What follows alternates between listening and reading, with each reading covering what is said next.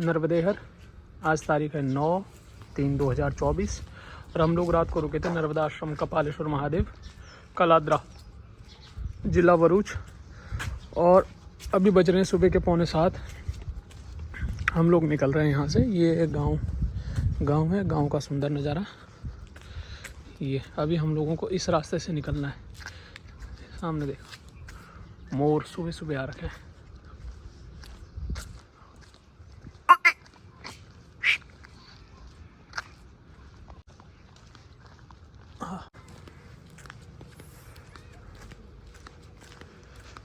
नर्मदेहर।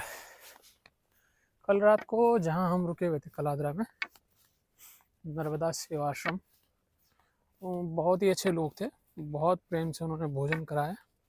और ये होती है एक सेवा का भाव, यह होता है एक सेवा का भाव।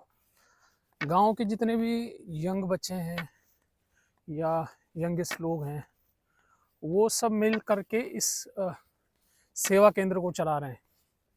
इसमें कोई भी बुजुर्ग नहीं है। वो इसलिए कि ताकि उनको सेवा करने में दिक्कत ना आए और किसी की सेवा ना हो, ऐसा ना हो। क्योंकि बुजुर्ग होंगे तो वो इतनी सेवा नहीं कर पाएंगे जितने यंग लोग कर पाएंगे। जिसको जो चाहिए वो यहाँ मिल जाता है।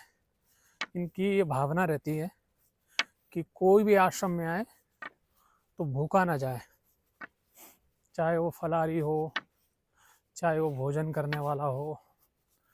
मतलब एक यूथ जो है, ऐसा यूथ होना चाहिए जैसे इन लोगों का था। मुझे अच्छा लगा देख करके ये चीज़ कि इन लोगों के अंदर की जो एकता थी वो बहुत अच्छी थी। मतलब ऐसा कुछ था नहीं, ये सब लोग जॉब वाले ही हैं। और ऐसा नहीं है इन लोगों का कि वो काम वही करेगा, जो फ्री है वो करेगा।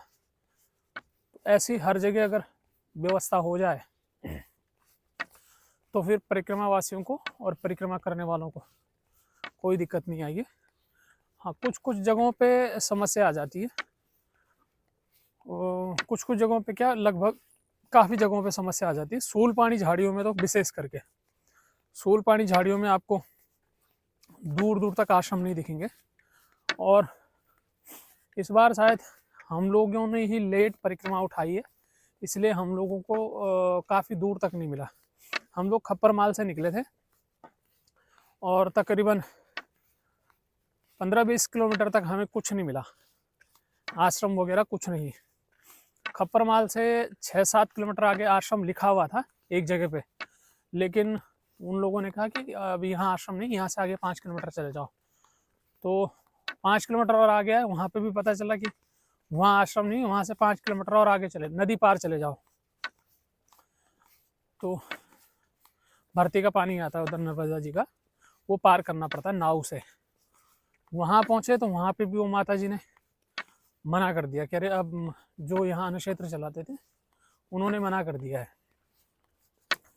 तो इस कारण से हम लोगों को कम से कम 20-25 किलोमीटर तक कुछ नहीं मिला। यहाँ तक कि पानी की, उधर भी पानी की दिक्कत भी है, उस तरफ पानी काफ़ी दूर दूर है, पानी भी नहीं मिलता है। और फिर 20-25 किलोमीटर तक पानी ढोना हो 1-1, 2-2 लीटर, तो दिक्कत आ जाती है, समस्या आ जाती है। इतना वजन ढोया नहीं जाता है पहाड़ों के रास्तों में या किसी भी रास्ते में। अभी तो डंडा है हाथ में भी, तो ये भी लग रहा है कि ये डंडा है क्यों हाथ में, इससे भी हाथ में थकान महसूस हो रही है। जब भी आप परिक्रमा पे आए, जितना हो सके उतना कम वजन के साथ में, तो आपकी परिक्रमा अच्छी होगी। नर्मदेहर, नर्मदेहर, नर्मदेहर।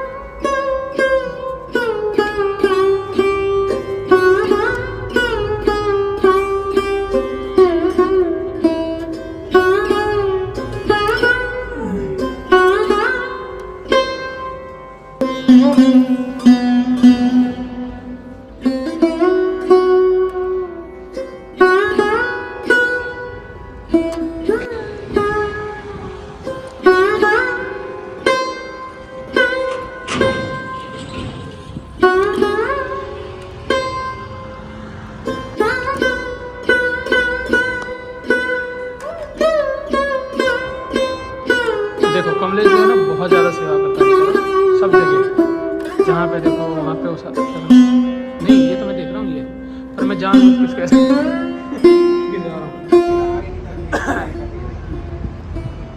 चाय का नया आविष्कार हुआ है, बड़ी सारी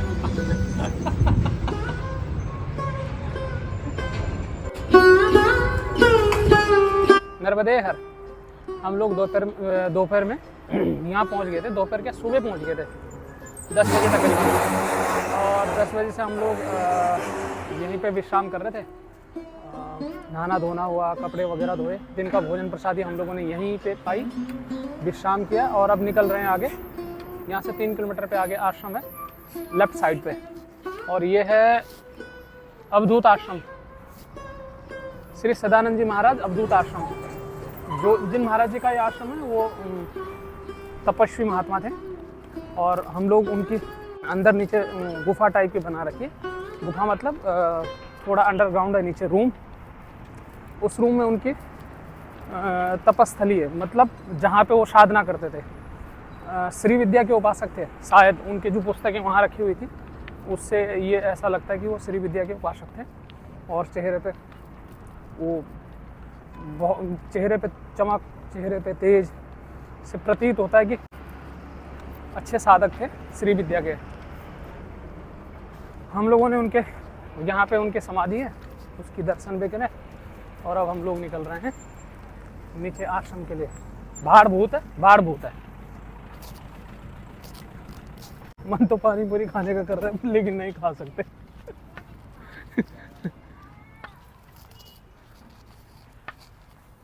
ये सीधा रास्ता जाता है, 3 किलोमीटर का रास्ता है, भाड़ भूत, केवट आश्रम और दत्त आश्रम है। तो आज हम लोग वहीं पे रुकेंगे, और कल वहाँ से निकलेंगे भरूच। भरूच की दूरी मात्र और मात्र रह जाती है 20 से 22 किलोमीटर।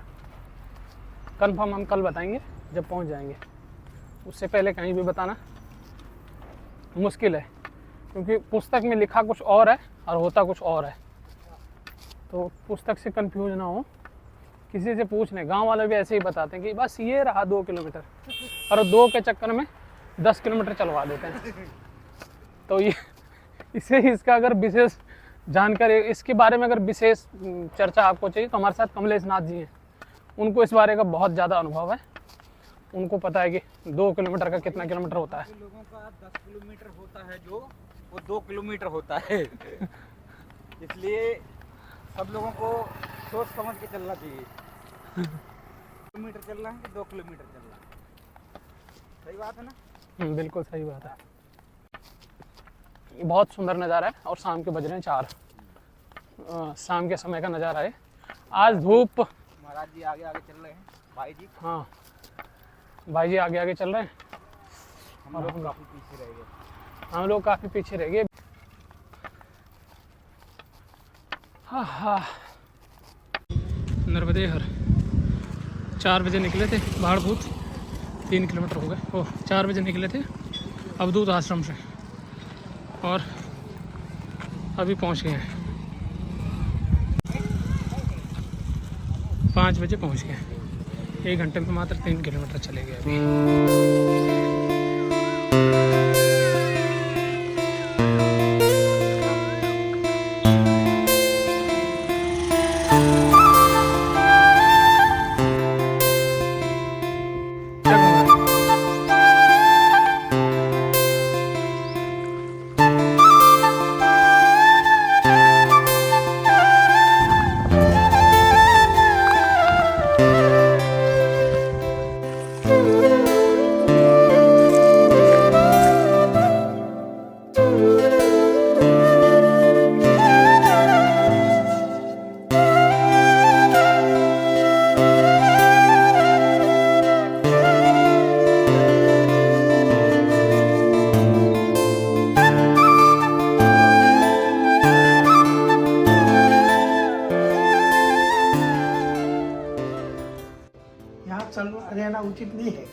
अपन आगे चले आगे चल। हाँ, साधु चलता भला। हाँ, फिर जिनको जरूरत पड़ेगी हाँ, वो आएंगे। बुला के। हाँ हाँ। अभी 2004 से कंटिन्यू हो। यही कहना। हाँ, तो दिव्य स्थान मिला है तो अभी वो हाँ, अवभाग्य भी है हमारे। पुनर्जन्म में कुछ अच्छा किया होगा तो अच्छी जगह मिलेगा बिल्कुल बिल्कुल, और अच्छा विचार आएगा। सही बात। नहीं तो मुश्किल है। सकल पदार्थ है जगमाही, कर्महीन नर कोई पावत नहीं। जो कर्महीन है, मतलब कर्म करता नहीं है, उसको कुछ मिलने वाला नहीं। लेकिन कर्म तो जीव करता ही रहता है, हाँ, कुछ न कुछ वो कुछ ना कुछ तो करना ही पड़ेगा उसको। उससे अच्छा है कि अच्छे विचार किए जाए। मन ऐसा चंचल है, रह ही नहीं सकता। हाँ, उसके वो कर रहे हैं मुश्किल है। वो गुजराती में हमारे यहाँ की कहावत है कि गाय की सींग पे हाँ राय का दाना टिकेगा। हाँ इतनी देर जो भजन करोगे हाँ, तो बेड़ा पार हो जाएगा। लेकिन एक कहने की बात है, तो ऐसी कौन सी साधना है कि क्षण में बेड़ा पार हो जाएगा, मोक्ष मिल जाएगा उसको। ऐसी साधना कौन सी है? तो ऐसी साधना वही है कि निर्विकल्प हो जाओ, हाँ, विकल्प रहित हो जाओ, विकल्प रहित, संकल्प रहित हो जाओ। लेकिन वो साधना मुश्किल है। किसके लिए मुश्किल है? कि जिसका कर्म अच्छा नहीं है। कई जन्मों का कर्म इकट्ठा होगा, पुण्य सुकृत, तभी वही समय आएगा। उसकी प्राप्त तभी होगी बराबर। हाँ, तो उसको प्राप्त हो सकता है। वो प्राप्त हो सकता है ऐसा तो है ही नहीं, लेकिन पुरुषार्थ मनुष्य उसके करते रहना चाहिए। मनुष्य उसके लिए करता नहीं है उतना ही। हाँ,